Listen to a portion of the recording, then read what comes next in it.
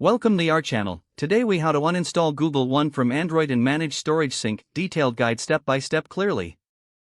To uninstall Google One from your Android device, start by opening the Settings app on your phone.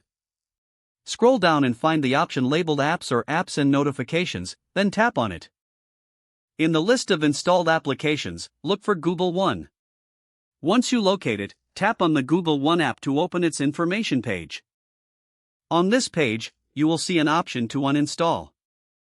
Tap on the Uninstall button. Confirm the action if prompted, and wait for the app to be removed from your device.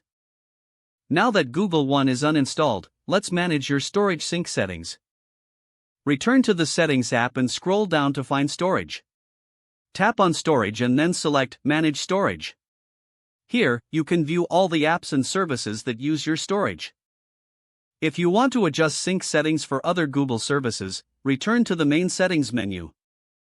Scroll down to find Google, then tap on it. Select Account Services, followed by Backup. Here, you can manage your backup settings and choose what data you want to sync. Toggle off any services you don't want to backup or sync. If you need to free up space, consider using the Free Up Space option available in the storage settings. This will help you identify large files or apps that may not be necessary. After adjusting your settings, your device will now have more control over storage and backup without Google One.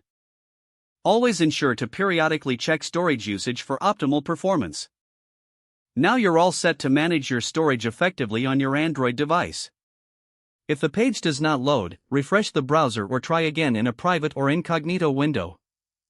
Make sure you are using the correct email address, then retype it carefully to avoid small typos. If your password is not accepted, use the Reset option and create a new strong password you can remember. Check your spam folder for verification or security emails, then complete any requested confirmation steps. Enable two-factor authentication if available to improve account security and reduce unauthorized access risk. After signing in, review your profile details so your contact information and settings are accurate and current.